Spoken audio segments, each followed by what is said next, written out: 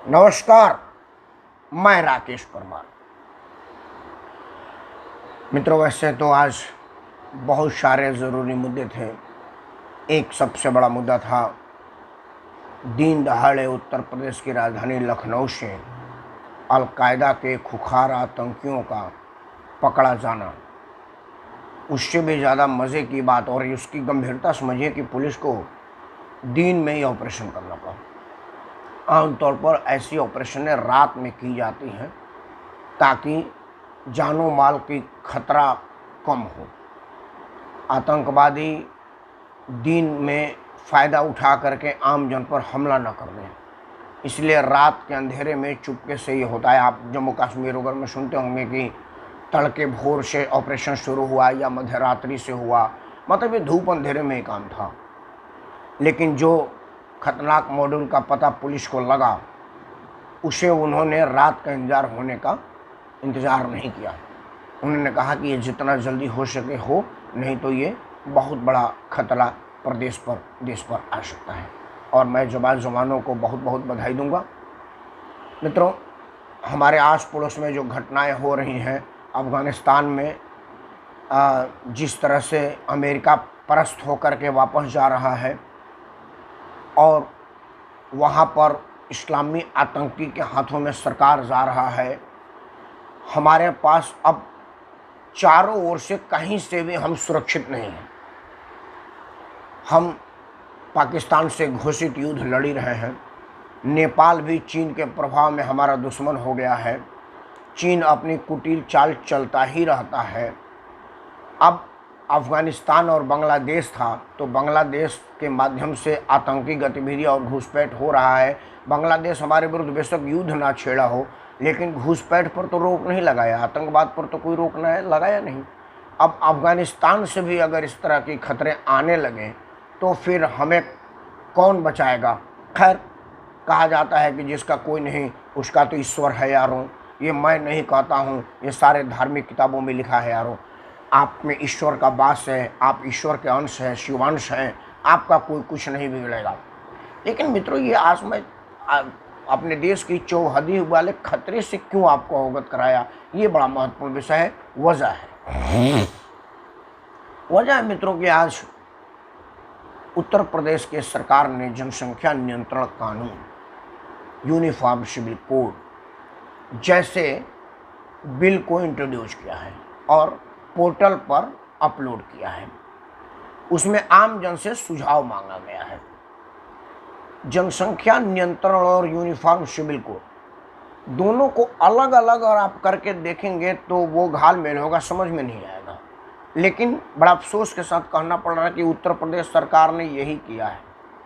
उन्होंने जनसंख्या नियंत्रण कानून तो बना दिया, लेकिन वो तब तक कारगर नहीं होगा जब तक आप यूनिफॉर्म सिविल कोड नहीं लगाएंगे। समान नागरिक संहिता जब तक हमारे देश में नहीं लगेगी, तब तक जनसंख्या नियंत्रण का कोई फायदा नहीं है। क्यों नहीं है, मैं उसके सारे पहलुओं पर सिलसिलेवार तरीके से बात करूंगा। चूँकि वो बड़ा कई पेजों में है और हमारे पास आधे घंटे का समय है, तो मोटा मोटी बात जो हमारे हिंदू धर्म के विरोध है और भारत के भी विरोध है, मैं उस पर चर्चा करता हूँ। आमतौर पर मैं अपने चर्चा में ये नहीं देखता कि वो वर्तमान सरकार के पक्ष में जा रहा है कि विपक्ष में जा रहा है। मुझे तो आदरणीय प्रेमचंद दीदी जैसे लोगों के पक्ष में जा रहा है कि नहीं, मतलब आम जन के पक्ष में जा रहा है कि नहीं, मेरा ये मतलब होता है। अगर कोई काम आम जन के विरुद्ध में है तो मैं उसके विरुद्ध में हूँ, चाहे वो वर्तमान सरकार के विरुद्ध में है या पक्ष में हो। मेरा बड़ा क्लियर फंडा है। मैं इसमें कहीं कोई लेस मात्र भी रत्ती भर भी संदेह वाली बात नहीं है। मेरा फंडा है आम जन का फायदा। मित्रों, ये जो जनसंख्या नियंत्रण कानून लगा है, ये बहुत जरूरी होना चाहिए, लेकिन इसका लाभ क्या है और ये कैसे इंप्लीमेंट होता है। कड़ी जुड़ी संघ के सर्वे सर्वा सर संचालक श्रीमान, उनका नाम लेना मैं उचित नहीं मानता, हालांकि आप सब उन लोगों को श्री मोहन भागवत के नाम से जानते हैं, लेकिन बड़ा अफसोस के साथ कहना पड़ रहा है कि आदरणीय मोहन भागवत साहब का आचरण 2014 के बाद अनुकरणीय तो नहीं रह गया है। 2014 के बाद जो चीज़ें आदरणीय मोहन भागवत ने जनता को आम संबोधन में कहा है, वो सब चिर परिचित संघ के विरोधी बात को कह रहे हैं। अब हम जैसा आदमी कंफ्यूज हैं, मैं वहाँ नहीं जा रहा हूँ। उसकी कंटिन्यूअस है जो जनसंख्या नियंत्रण के पहले वो कहना बड़ा ज़रूरी है, नहीं तो बात समझ में नहीं आएगा। क्योंकि कोई चीज़ ना बोलने से समझ में आती है, लिखने जैसे एक शब्द होता है रोको मत जाने दो, अगर इसको लिखा जाएगा तो समझ में नहीं आएगा कि भाव का है। उसको बोला जाएगा रोको मत जाने दो या रोको मत जाने दो, ये बोलने के भाव से ही समझ में आ गया, क्योंकि बिल्कुल विलोम है। रोको मत जाने दो मतलब स्टॉप, रोको मत जाने दो मतलब गो। मतलब इतना जरूरी शब्द है कि जब तक आप भावपूर्ण प्रकटीकरण नहीं करेंगे तब तक इसका अर्थ समझ में नहीं आएगा। कोई लिख के नहीं समझा सकता, कहा रोको मत जाने दो क्या है, इसको जो बोला जाएगा ना तब समझ में आएगा। रोको मत जाने दो, जल्दी जाने दो, रोको मत जाने दो, जल्दी से रोक, जाने मत दो उसे, ये बोलने पर ही समझ में आएगा। ये शब्द है, हमारा हिंदी बड़ा विशाल शब्दकोश है, भंग भंगिमाएँ और बोलने के तरीका से पता चलता है, उच्चारण से पता चलता है कि छोटी है कि बड़ी है, इति इति होता है तो उस पर है। इसलिए ये आदरणीय मोहन भागवत साहब का बात का उल्लेख नहीं करूँगा तो समझ में नहीं आएगा, कोई लिखने से लेखनी का मामला नहीं है। अभी आदरणीय मोहन भागवत साहब ने कहा है कि दाऊद इब्राहिम और उनका DNA एक है, उनको मुबारक हो। मैं घोषणा करता हूँ कि मेरा DNA आदरणीय प्रेमनाथ द्विवेदी जी के खानदान का DNA है, मेरा DNA मर्यादा पुरुषोत्तम भगवान राम का DNA है, मेरा DNA शिवाजी का DNA है, मेरा DNA, मैं चूँकि परमार क्षत्रिय हूँ तो राजा विक्रमादित्य का DNA है, क्योंकि मैं उनका वंशज हूँ। तो मेरा DNA इन लोगों से मिलता जुलता DNA होगा, मेरा संस्कार इनसे मिलता है, मेरा कल्चर इनसे मिलता है, मेरा वेशभूषा इनसे मिलता है, मेरा पूजा पद्धति इनसे मिलती है, मेरा रहन सहन इनसे मिलता है, मेरा खान पान इनसे मिलता है, मेरा बोल चाल आचरण इनसे मिलता है। मेरा दाऊद इब्राहिम से कोई मतलब नहीं, हालांकि वो आजमगढ़ का है और मैं बलिया का हूँ, लेकिन मेरा DNA नहीं है। हो सकता है मोहन भागवत का DNA हो, ये मैं नहीं जानता, मोहन भागवत को अपने DNA का पता होगा, मुझे मेरे DNA का पता है। ये मैं बात इसलिए कर रहा हूँ कि अगला शब्द इससे रिलेटेड है।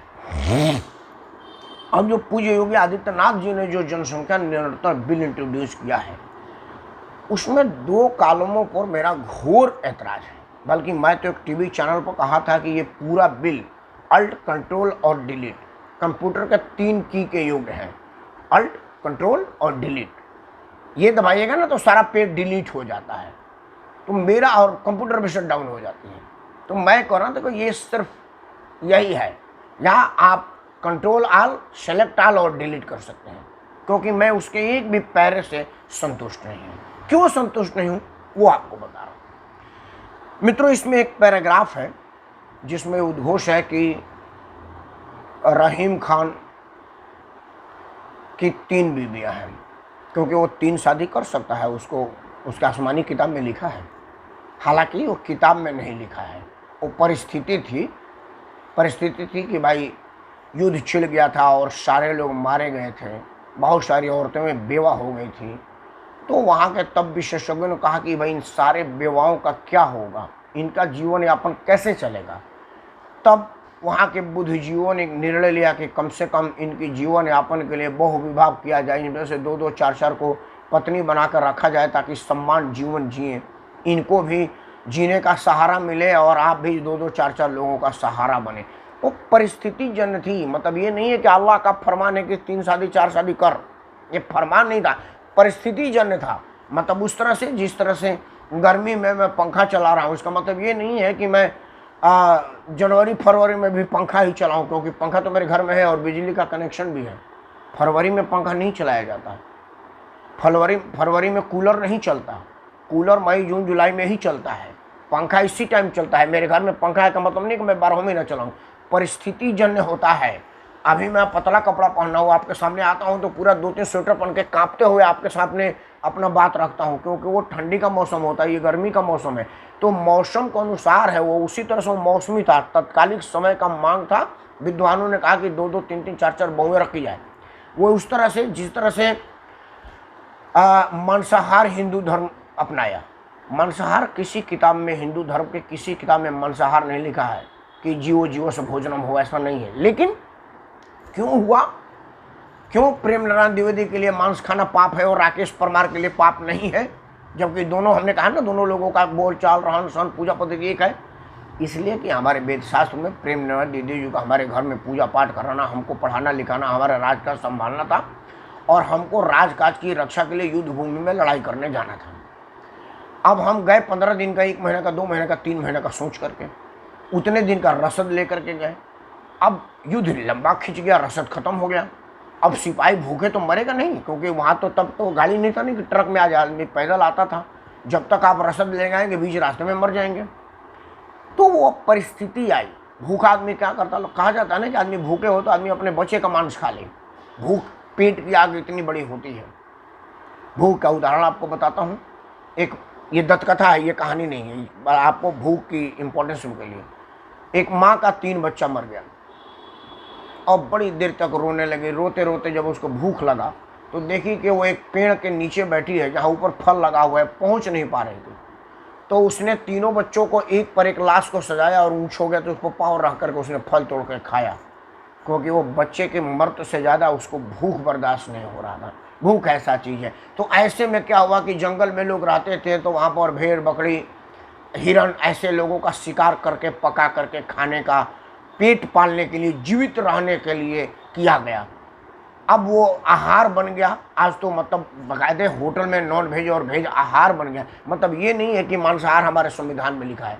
आदरणीय प्रेमनंदन द्विवेदी इसलिए बच गए, ये सौरभ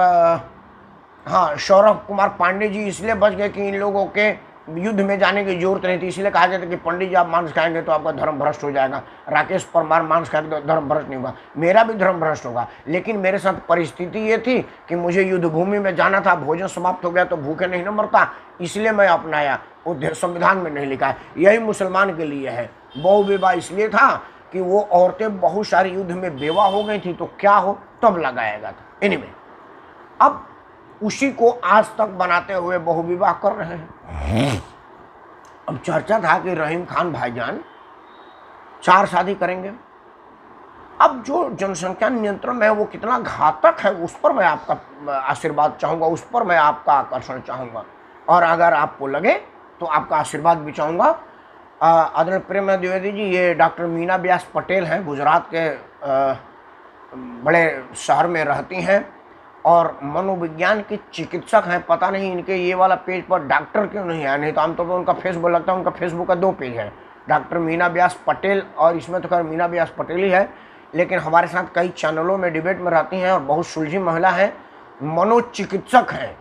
मतलब आजकल जो जनसंख्या नियंत्रण से लोग पागल होंगे उसका इलाज करने के लिए आए हैं, हमको देख रही हैं। मीना जी नमस्कार, आपका बहुत बहुत धन्यवाद। आप जैसे लोगों के रहते हुए हम सब पागल नहीं होंगे, आप बचाएंगी। लेकिन मैं जो कहने वाला हूँ वो पागलपन ही है। एक बार ध्यान से सुनिएगा कैसे हमको पागल बनाया जा रहा है, इसमें आपकी जरूरत पड़ेगी मीना व्यास पटेल जी। तो रहीम खान 3 बीवी है और तीनों से शादी किया। पहले वाली से 2 बच्चा पैदा किया, दूसरे वाले से 2 किया, तीसरे वाले से 2 किया। तो उन तीनों बीवियों को 2-2 बच्चे का बेनिफिट मिलेगा। हाँ, लेकिन अगर उसने चौथे से भी 2 किया तब भी 2 का फायदा मिलेगा, लेकिन अगर उसे 3 कर लिया तो फिर वो उसको बेनिफिट नहीं मिलेगा। मतलब आदरणीय योगी आदित्यनाथ कर रहे हैं कि राकेश परमार को अगर दूसरी शादी करनी पड़ी, कर लिया, तो उसको हिंदू मैरिज एक्ट में जेल में डालेंगे, पुलिस का डंडा खाएगा, बीवी का स्वाद भूल जाएगा। रहीम खान 4-4 शादी कर सकता है। मतलब आप हिंदू धर्म को पहले तो पहली शादी में बांध रहे हैं और मुझे 2 बच्चा पैदा करने पर बाध्य कर रहे हैं।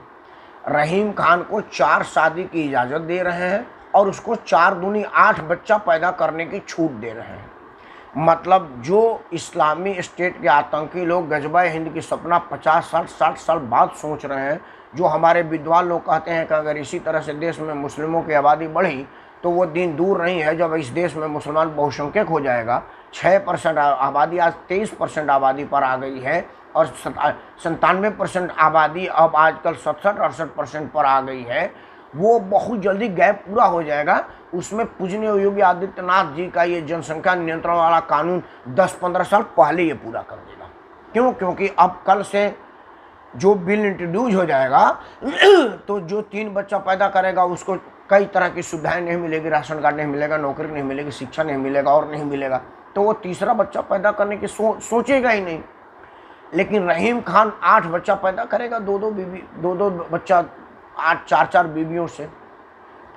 अब आप सोच लीजिए कि मेरे गांव में 10 मुसलमान हैं, 10 हिंदू हैं। 9 महीना के बाद 10 हिंदू पैदा हुए और 80 मुसलमान पैदा हुए। अब अगले साल ये 80 160 होंगे। उस तरह से आप जोड़ते जाइए कि ये किस स्थिति से बढ़ेगा। तो क्या पूज्य योगी आदित्यनाथ जी सोच रहे हैं कि इसको जल्दी से गजबा हिंद को जल्दी कर लिया जाए, ताकि मुसलमान की संख्या इस देश में इतनी ज़्यादा हो जाए कि रोज़ सड़क पर संघर्ष हो? क्योंकि जहाँ भी 10-15% से ऊपर मुसलमान होता है वहाँ वो अपनी शरिया कानून की बात करने लगता है और मारपीट करने लगता है। मध्य प्रदेश के एक जगह पर वीडियो पे आया हुआ है, समाचार चैनलों पर आया हुआ है कि वहाँ पर विधिवत रेहानिया मुसलमानों को बसाया गया था। अब रेहानिया मुसलमानों ने खेत में काम करने वाले आदिवासियों को पकड़ करके पीट रहे हैं और वीडियो बना के जारी कर रहे हैं। मुसलमानों ने वीडियो बनाया है, ये कोई हिडन कैमरा पर नहीं बनाया है कि आप इस्लाम कबूल करो नहीं तो गांव छोड़ो और नहीं तो मार खाओ। कुछ औरतों ने कहा कि हम ऐसा नहीं करेंगे, तो उनको बड़ी बेरहमी से पीटा गया है, रस्सी में बांध करके ऊपर लटका करके नीचे सरेआम पीटा गया है। और वो वीडियो भी दिखाया गया कि लोगों में खौफ उत्पन्न हो। मतलब रेहानिया मुसलमानों को अभी भारत में नागरिकता नहीं मिली, वो रिफ्यूजी हैं। तब उन्होंने ये किया, क्यों? क्योंकि यहाँ पर देश में रहने वाले वोट बैंक के लालची या उनके अपने भाई की तेरा नबी मेरा एक है, मेरा नबी एक है के कहने वाले उनके साथ खड़े हुए हैं। तो अब अगर हमारे गांव में 10 हिंदू पैदा होगा और 80 मुसलमान पैदा होगा तो कितने दिन में ये बढ़ेगा, इस बात का खतरा मैं आपके सामने रख रहा हूँ। इसीलिए मैंने कहा कि जनसंख्या नियंत्रण तब तक संभव नहीं है जब तक आप उसके साथ यूनिफॉर्म सिविल कोड मतलब समान नागरिक संहिता नहीं लाते। हाँ, आपका जनसंख्या नियंत्रण सफल माना जाएगा जब आप कानून बना दें कि राकेश परमार और रहीम खान दोनों को एक ही शादी करने की छूट है, एक ही बीवी होनी चाहिए और दोनों को एक 2-2 बच्चे पैदा करने की ही छूट हो। तब जाकर के होगा कि आप जनसंख्या को नियंत्रित कर रहे हैं। आप इस वजह से तो हिंदू जनसंख्या को नियंत्रित कर रहे हैं, भारत की जनसंख्या को नियंत्रित नहीं कर रहे हैं। क्योंकि वहाँ तो 8 बच्चा आ रहा है ना साल में, वहाँ तो 8 बच्चा आ रहा है 4 बच्चा तो एक साल में आ रहा है। अगर आपका 2-2 बच्चा या वो कहेगा कि हमको 4 बीवी में से 3 का बेनिफिट चाहिए, तीसरी वाली बीवी चौथी वाली नहीं चाहिए, वो 14 पैदा कर ले भाई, हमको वो उस बीवी से बेनिफिट नहीं चाहिए। क्योंकि आपने पत्नी को बेनिफिशियल बनाया हुआ है कि तेरे पास 2 बच्चा तो तेरे को बेनिफिट मिलेगा। वो बोलेगा कि ठीक है भाई, 3 वाला से राशन कार्ड में से आसान राशन आएगा, बाकी लोग भी उसी में से खाएगा। मतलब आप वो क्या करेगा कि जैसे मेरे पास 2 गाड़ी है, एक पुरानी है और एक नई है, तो मुझे कहीं भीड़ भाड़ गली कुछ में लेके जाना होता है तो मैं पुरानी वाली को लेके जाता हूँ, और कहीं कोई लंबी टूर पर जाना होता तो मैं नई वाली गाड़ी को लेके जाता हूँ, ताकि भाई थोड़ा सुरक्षित भी है, थोड़ा बड़ी गाड़ी है और सुरक्षा की दृष्टि से भी ठीक है। दिल्ली के लोकल में जाता हूँ तो मैं अपनी पुरानी सेंटरों से जाता हूँ कि भाई कोई बात नहीं, छोटी गाड़ी है, दिल्ली के गलियों में चलने में ठीक है। उसी तरह से हमारे सेंटरों की तरह से मुसलमान भाई कहेंगे कि भाई 3 बीवी से 2-2 बच्चा पैदा करो, राशन कार्ड और बेनिफिट उठाओ, चौथा वाले से 40 पैदा करो, हमें उसका बेनिफिट नहीं चाहिए, हम अपना पाल लेंगे। अगर आप इस पर पूर्ण रोक नहीं लगाएंगे तो मैं नहीं समझता कि आप हिंदू जनसंख्या नियंत्रण कर रहे हैं कि देश का जनसंख्या नियंत्रण कर रहे हैं। और मेरा एक अपना मानना है मित्रों, हो सकता है हमारे अभी सुनने वाले कई लोग बिदक जाए कि राकेश परमार तू गलत बोल रहा है, क्योंकि सबके सब भाजपाई लोग मेरे को देख रहे हैं, मेरा भतीजा देख रहा है, वो भाजपाई है। आदर प्रेमनाथ दीदी जी भी बड़ा राष्ट्रवादी आदमी है, आनंद तो घोषित भाजपा है, मेरे मित्र हैं। प्रेमनाथ जी आनंद कुमार बिष्ट उत्तराखंडी हैं, फरीदाबाद में रहते हैं, अकाउंट्स के बड़े सीनियर लेवल पर काम करते हैं और मेरे मित्र हैं, हम लोगों ने एक साथ काम किया है। मैं जानता हूँ इसको, ये भी घोषित भाजपाई है। जो देश का देशभक्त है और हिंदू है आज की तारीख में भाजपाई है, कहने वाली बात नहीं है। लेकिन आप सबसे मैं हाथ जोड़ के प्रार्थना करते हुए, क्षमा मांगते हुए कह रहा हूँ कि मुझे ऐसा लगता है कि भारत में अगर कोई हिंदू विरोधी कोई पार्टी है तो वह है भारतीय जनता पार्टी। तो मैं इसलिए कह रहा हूँ कि जब जब भाजपा शासन में आई है देश में या प्रदेश में, तब तक मुस्लिम आतंक बढ़ा है, मुस्लिमों का टसल बढ़ा है, मुस्लिमों का गुंडई बढ़ा है, मुस्लिम आक्रांता हुआ है, मुस्लिम उग्र हुआ है। और वो दोनों का आपसी मिल भगत है कि हम भाजपा मुस्लिम विरोधी पार्टी, और वो कहता है कि भाजपा हिंदू विरोधी पार्टी है, हिंदूवादी पार्टी है, और मज़े ले रहा है मुसलमान। एक बात उसका मैं एक उदाहरण देता हूँ। मैं जहाँ रहता हूँ ना, वहाँ से ओखला 3 किलोमीटर पर है। ओखला का अमानुल्लाह खां 2 कौड़ी का आदमी है, कोई हैसियत नहीं उसकी, कुछ है ही नहीं है, गली का गुंडा भी नहीं है। वो आम आदमी पार्टी से विधायक बन गया, दिल्ली भारतीय जनता पार्टी का प्रदेश अध्यक्ष और सेलिब्रिटी भोजपुरी स्टार मनोज तिवारी को सलेम चौक पर पीट दिया। उसके ऊपर एक FIR तक नहीं हुआ। अब आप समझ लीजिए, तो प्रेमनाथ दीदी को कूटेगा तो क्या कोई उम्मीद करें कि कोई FIR होगा? ये हम नहीं कर रहे, टीवी पे आया था सिग्नेचर ब्रिज के उद्घाटन में, उसने धक्का दे करके मनोज तिवारी को गिरा दिया, हटा चल साले तू यहाँ का आ रहा है। और जो भाषा का इस्तेमाल किया मैं यहाँ नहीं कह सकता। आप में से किसी ने सुना क्या मनतुल्लाह खां के विरुद्ध कोई FIR हुई हो, कहीं कुछ बात हुआ हो? वह यूट्यूब और टीवी पर चलाएगा ताकि देश में हिंदू मुस्लिम भड़का, मैं भड़का, मैं यूट्यूब वीडियो लगाया था, तेरी औकात नहीं है मनोज तिवारी के सामने। मेरे औकात नहीं से क्या हुआ? वो तो मजे ले रहा है। भारतीय जनता पार्टी के 7 साल से केंद्र में सरकार है। हमको एक मुस्लिम आतंकी के विरुद्ध केस बता दीजिए, हमको एक मुस्लिम गुंडे का ऊपर केस बता दीजिए। दिल्ली को दहला दिया मुसलमानी गुंडों ने, जो कोई चुनावी पद्धति का आया था, कोई पार्षद था, कोई विधायक था, कोई मास्टर था। अब तक 4 सीट ही दाखिल है। और आपको जानकर आश्चर्य होगा कि एक आतंकी गतिविधि में लिप्त लोगों को 4 सीट ना दाखिल करने के एवज में बरी करना पड़ा, क्योंकि पुलिस ने 90 दिन की समय अवधि के अंदर 4 सीट दाखिल नहीं किया। अब ये भारतीय जनता पार्टी और मुसलमानों का मिली भगत है या हिंदू मुसलमान करने की देश में साजिश है? मित्रों, मैं ये दावे के साथ कह सकता हूँ कि देश में बहुसंख्यक मुसलमान राष्ट्रवादी है और वो इस तरह के मुसलमानों का विरोध करता है। वो हमेशा ये चाहता है कि देश में आतंकी गतिविधि में संलिप्त लोगों को सरेआम फांसी दी जाए, लेकिन वो भी उसी तरह से मजबूर है जिस तरह से मैं हूँ। मुस्लिम आबादी से ही आवाज़ उठ रहा है कि आपका नाम हर बार आतंक से क्यों जुड़ रहा है, इस बात पर करिए, क्योंकि उससे इस्लाम बदनाम हो रहा है। मित्रों, मैं एक वीडियो अपने फेसबुक पर लगाया था। एक बहुत हाईली ऑनरेबल मुसलमान स्कॉलर है, फेसबुक वाला एक आदमी ने उनका इंटरव्यू ले लिया, क्योंकि वो बड़े चैनलों पर तो आ ही नहीं सकते हैं, बड़े चैनल में उनकी बात रख ही नहीं सकता है। एक फेसबुक वाले ने उनका इंटरव्यू लिया कि आज मुसलमान आतंकित है, आक्रोशित है, दुखी है, क्या करें मुसलमान? तो उन्होंने बोला कि एक बार दोबारा से अपने बात को रिपीट करो। आज मुसलमान आतंकित होना चाहिए। मैं कह रहा हूँ कि मुसलमान आतंकी नहीं है, ये मैं नहीं कह रहा हूँ, वो मुस्लिम स्कॉलर कह रहे थे। मुसलमान को जिहाद करनी चाहिए, मुसलमान को विरोध करना चाहिए, ये हमारे फर्ज में है, हमारे नुसरत में है, फलाना का वो सब उर्दू के भारी भर का शब्द इस्तेमाल किए। किस लिए? ज़कात का जिम्मेवारी कौन लेगा? ज़कात की हेरा फेरी और ज़कात की जो लूट हो रहे हैं उसके लिए करना चाहिए, पक्की कब्रों के लिए करना चाहिए, क्योंकि इस्लाम में पक्का कब्र कहीं नहीं लिखा है। मैं जानकर के आश्चर्य हो गया, मैं बोला पक्का कब्र नहीं लिखा है? तो ये फैजल मस्जिद, ये ताजमहल मस्जिद, ये दुनिया भर के ज़्यादा लाल किला की मस्जिद, ये जो इतनी संगमरमर की बेशकीमती पत्थरों से बनी हुई है, ये क्या है?